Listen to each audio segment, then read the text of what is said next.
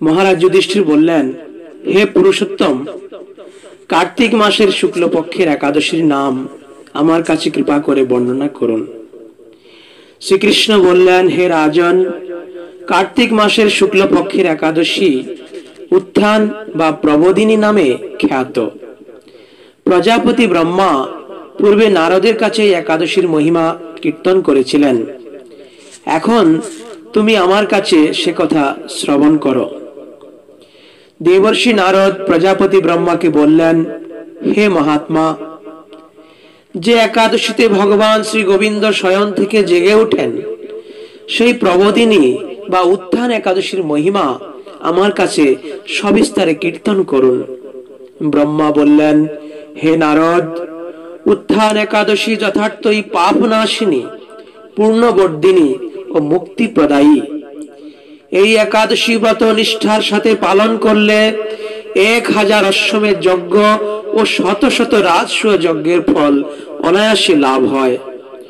জগতের দুর্লভ বস্তুর প্রাপ্তির কথা আর কি বলবো। এই একাদশী ভক্তি পরায়ণ ব্যক্তিকে ঐশ্বর্য, প্রজ্ঞা, রাজ্য ও সুখ প্রদান করে। এই ব্রতের প্রভাবে পর্বত প্রমাণ পাপ রাশি বিনষ্ট হয়ে যায়। যারা একাদশীতে রাত্রি জাগরণ করেন, তাদের সমস্ত পাপ ভস্মীভূত হয়। শ্রেষ্ঠ মুনিগণ তপস্যার দ্বারা যে ফল প্রাপ্ত করেন, এই ব্রতের উপবাসে তা পাওয়া যায়। যথাযথভাবে এই ব্রত পালন করলে আশাতীত ফল লাভ হয়, কিন্তু অবিদিতে উপবাস করলে স্বল্প মাত্র ফল প্রাপ্তি হয়। যারা এই একাদশীর ধ্যান করেন, তাদের পূর্বপুরুষেরা স্বর্গে আনন্দে বাস করেন। এই একাদশী উপবাস ফলে ব্রহ্মহত্যা জনিত ভয়ঙ্কর নরক যন্ত্রণা থেকে নিস্তার পেয়ে বৈকুণ্ঠ গতি লাভ হয়। অশ্বমেধ যজ্ঞ দ্বারাও যা সহজে লাভ হয় না, তীর্থে স্বর্ণ প্রভৃতি দান করলেও যে পুণ্য অর্জিত হয়, এই উপবাসের রাত্রি জাগরণে সেই সকল অনায়াসে লাভ করা যায়। যিনি সঠিকভাবে উত্থান একাদশীর ব্রত অনুষ্ঠান করেন, তার গৃহে ত্রিভুবনের সমস্ত তীর্থ এসে উপস্থিত হয়। হে নারদ, বিষ্ণুর প্রিয়তমা এই প্রবোধিনী একাদশীর উপবাস করলে সর্বশাস্ত্রে জ্ঞান ও তপস্যায় সিদ্ধি লাভ করে চরমে মুক্তি লাভ করা যায়। যিনি সমস্ত লৌকিক ধর্ম পরিত্যাগ করে ভক্তি ভরে এই ব্রত উপবাস করেন, তাকে আর পুনর্জন্ম গ্রহণ করতে হয় না। এমনকি মন ও বাক্য দ্বারা অর্জিত পাপ ও রাশিও শ্রী গোবিন্দের অর্চনে বিনষ্ট হয়ে যায়। হে বৎস, এই ব্রতে শ্রদ্ধা সহকারে শ্রী জনার্দনের উদ্দেশ্যে স্নান, দান, জপ, কীর্তন ও হোমাদি করলে অক্ষয় ফল লাভ হয়।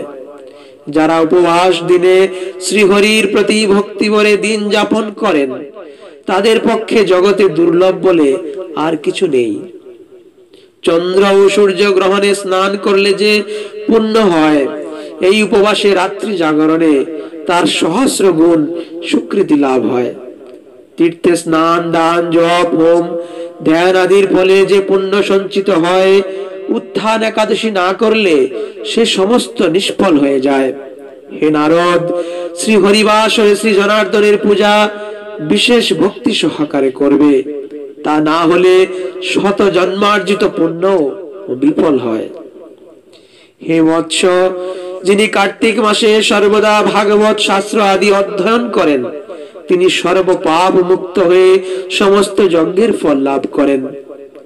ভগবান হরি ভক্তিমূলক শাস্ত্র পাঠে অত্যন্ত সন্তুষ্ট হন, কিন্তু দান, জপ, যজ্ঞাদি দ্বারা তেমন প্রীত হন না।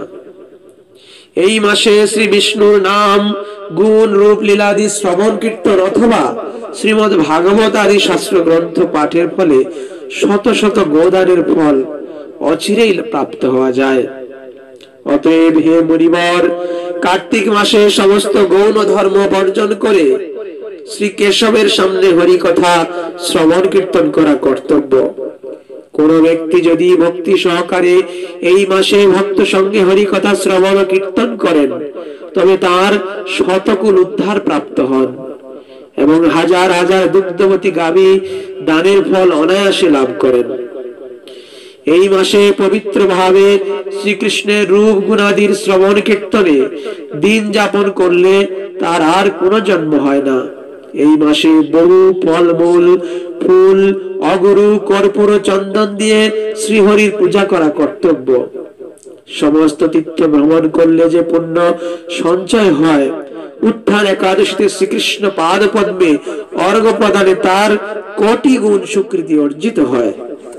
শ্রবণ কীর্তন স্মরণ বন্দনাদি নববিধা ভক্তির সাথে তুলসীর সেবার জন্য যারা বীজ রোপণ, জল সেচন ইত্যাদি করেন, তারা মুক্তি লাভ করে বৈকুণ্ঠবাসী হন। হে নারদ, সহস্র সুগন্ধি পুষ্পে দেবতার অর্চনে বা সহস্র সহস্র যজ্ঞ ও দানে যে ফল লাভ হয়, এই মাসের শ্রী হরিবাসরে একটি মাত্র তুলসী পাতা শ্রী ভগবানের চরণ কমলে অর্পণ করলে তার অনন্ত কোটি গুণ ফল লাভ হয়। হরে কৃষ্ণ কৃষ্ণ কৃষ্ণ হরে হরে, হরে রাম রাম রাম হরে হরে।